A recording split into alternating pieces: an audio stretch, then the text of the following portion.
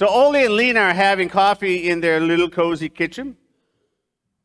And Ole shakes his head, stirring his coffee. You know, Lena, I was reading in the Bible this morning about that fella Thomas.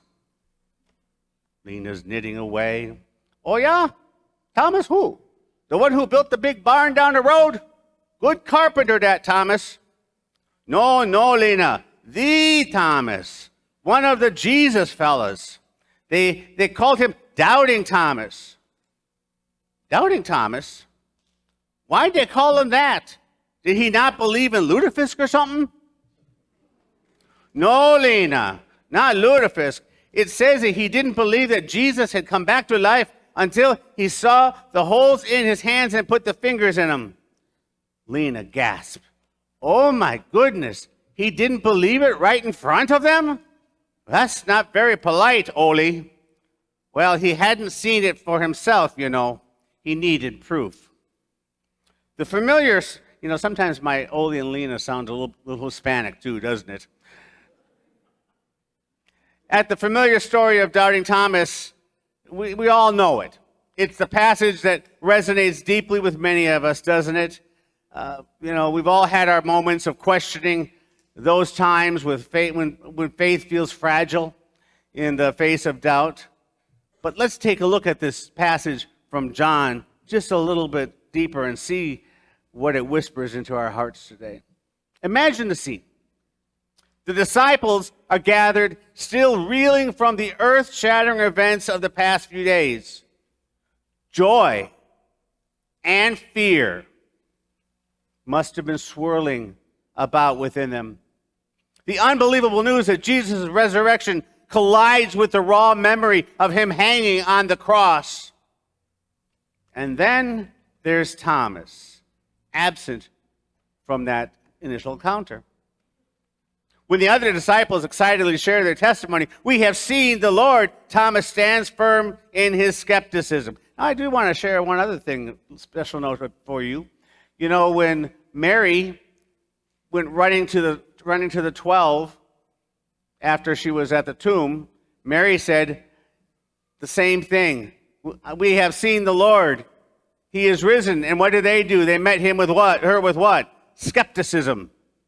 And so now this is them saying, "We have seen the Lord," and he's like, right. You guys have been drinking a little too much wine or what? He says, "Unless I see the nail marks in his hands and put my finger where the nails were and put my hand into his side, I will not believe." Just so you know, the original Greek, sometimes Greek can give you just a little more emphasis on what is being said. My summer Greek professor once said you can watch a Cardinals game, baseball game on the TV, or you can go to the game and see all the innuendos and stuff. The words that are used here is not, "Let me put my finger in his hands." It is, "Let me jab my finger into his hands." It's not just place, it's jab.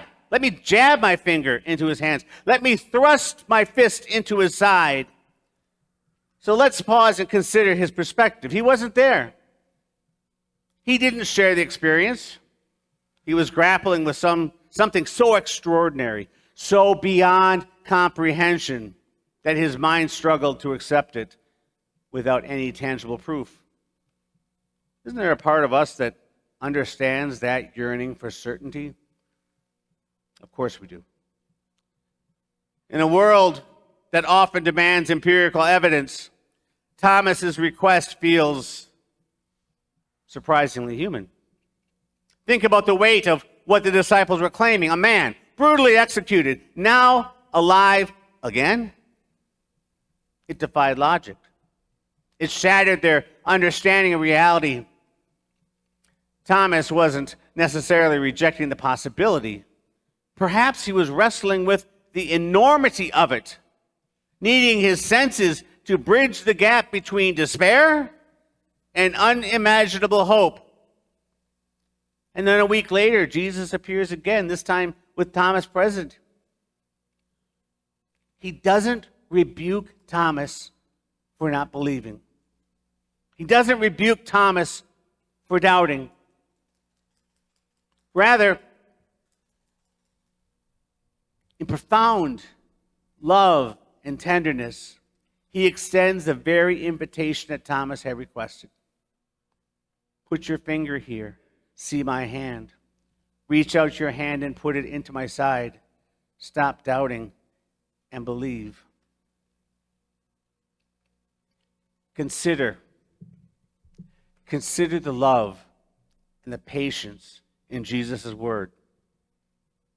I mean, he could have said, are you kidding me? You've been with me for 3 years and you don't know this? I've been talking about what's going to happen all the time. Pay attention, would you? No. He meets Thomas exactly where he is. He acknowledges his need for tangible evidence.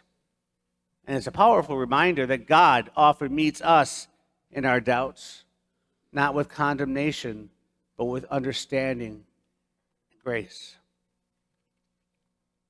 Thomas's response is immediately and complete. Overwhelmed by the undeniable reality before him, as a matter of fact, nowhere in Scripture does it say he actually put his finger there. Nowhere in Scripture did it say he actually put his fist in his side. It just simply, Jesus says, here, place. There is no verb indicating he had to. So he doesn't even need to touch Jesus. His doubt dissolves into profound declaration, and he gives out one of the two of my favorite proclamations, confessions in Scripture. He says, my Lord and my God. The other one, by the way, is the boy, after they come down from the mountain, and the boy has a demon, and the father says, Lord, I believe. Help me in my unbelief. I love those two profound proclamations or confessions of faith. Jesus says something that speaks directly to us, to those who haven't seen him with their physical eyes. Because you have seen me, you have believed. Blessed are those who have not seen and yet believe. That's a message to us. It's not a dismissal of Thomas's need for proof, but rather a gentle turning towards the nature of faith for those who would come after.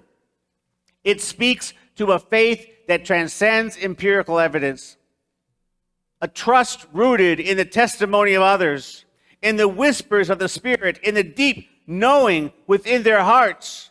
Think about it. We, you and I, haven't seen the resurrected Christ with our own eyes. Our faith is built on the foundation laid by the apostles, by the countless witnesses throughout history, and by our own personal encounters with the living God through prayer, Scripture, and the community of believers. Jesus' words offer us both a challenge and a comfort. The challenge is to cultivate a faith that isn't solely dependent upon what we can see and touch, but one that trusts in the unseen reality of God's love and power. The comfort lies in knowing that even in our moments of doubt, when our faith feels shaky, God meets us with compassion right where we are, just as he met Thomas. So what can we take away from Thomas's encounter? Doubt is not the opposite of faith, but often a part of the journey. And it's okay to have questions. It's okay to wrestle with mystery of God. What matters is what we do with those doubts. We don't allow them to lead us away from God. Second, God meets us where we are. Just as Jesus met Thomas in his need for physical proof, he meets each and every one of us in our own unique struggles and questions. His love and his grace extends to the doubters, to the questioners, to the ones who need a little more convincing. 3, blessed are those who believe without seeing. This isn't condemnation of those who struggle with doubt, but a beautiful affirmation of the power of faith that trusts in the unseen. It calls us to cultivate a deeper reliance on the Spirit and the witness of each other. Finally, faith is a personal encounter. Thomas's declaration, "My Lord and my God," is deeply, deeply personal. Our faith journey is our own, a unique relationship between us and the living Christ. So, may we, like Thomas, move from doubt to profound and personal faith, recognizing the risen Lord in our lives and proclaiming with conviction altogether, "My Lord and my God."